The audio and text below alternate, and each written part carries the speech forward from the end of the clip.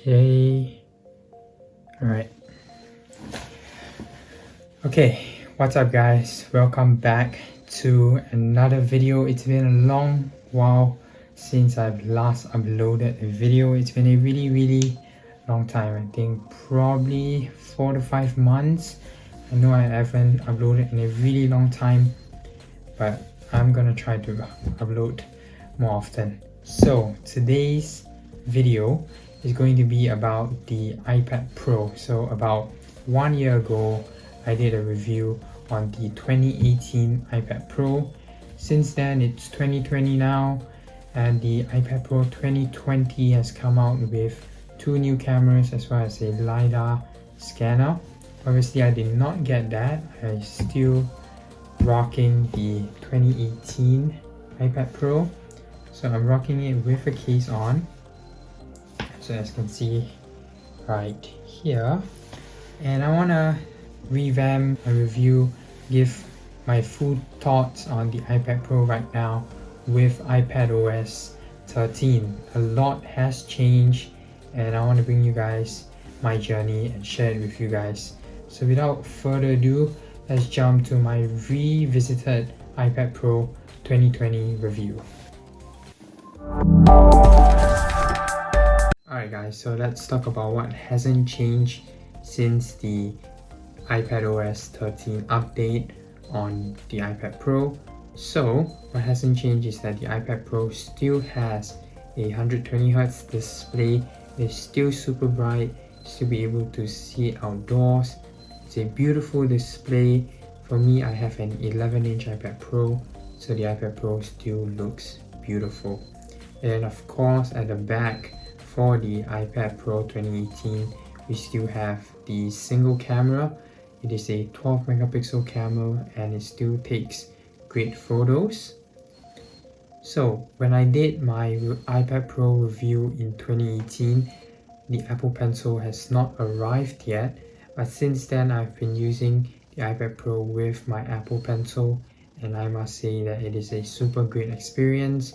Note taking, drawing, all that has been super helpful. So the Apple Pencil has really been a great and helpful pencil for my workflow. So in my previous iPad Pro review, I talked about video editing. It still stands to this day.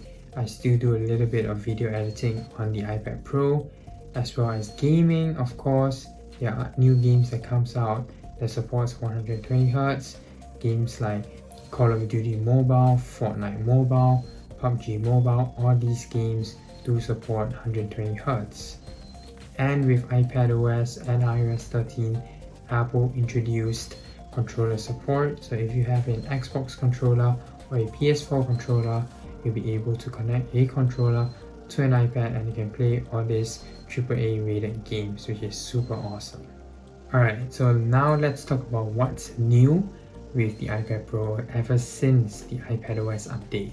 So with iOS 13 and iPadOS 13, Apple has brought about desktop class windows on the iPad Pro. So what that means is that previously I wasn't able to access desktop class windows such as YouTube Studio. It always has been the mobile version. Right now it is the desktop version. So right now I'll be able to do anything computer related on my iPad Pro. There's also file support on the iPad Pro, so I'll be able to store my notes in PDF and then take it to school, and I'll be able to jot down all my notes using just the iPad Pro. And recently in April of 2020, Apple announced the smart keyboard case for the iPad Pro. It is both for the 2018 and the 2020 iPad Pro. So what that means is that you have a new Magic Keyboard for the iPad Pro. So for students who are really keen on using the iPad Pro as a laptop replacement, you'll be able to buy the Magic Keyboard case. Now, the Magic Keyboard case, it is a tad expensive at $449 if I'm not wrong for the 11-inch, and about $500 for the 12.9-inch. I'll place the prices over here. So you can see the prices. I'm not too sure about the pricing, but it's about $400 to $500.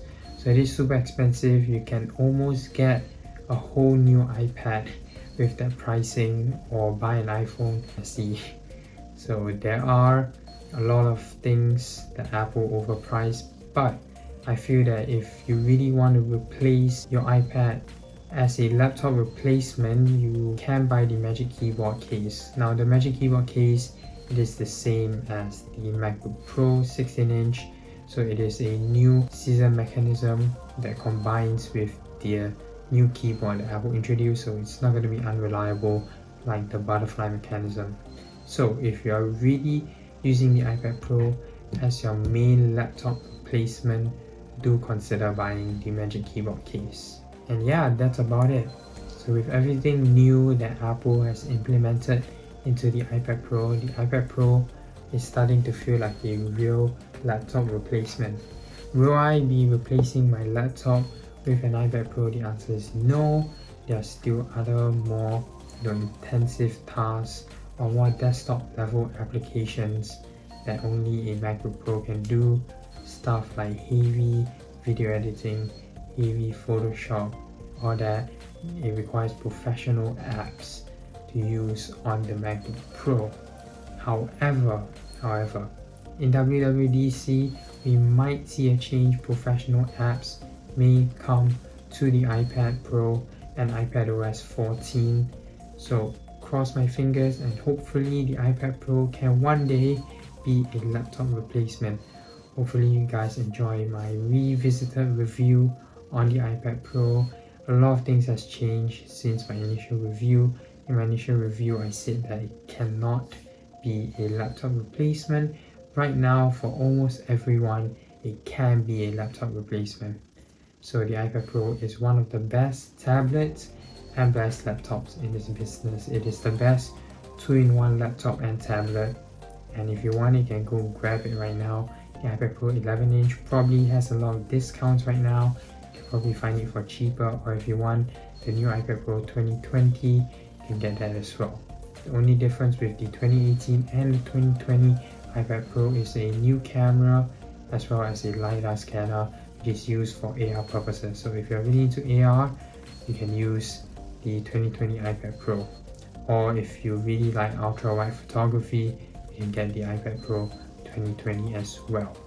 So that's all for today. Hopefully you guys enjoyed this video. I know it's been a while since I've uploaded. Hopefully I can upload more frequently. That is all for today. See you guys soon. Take care.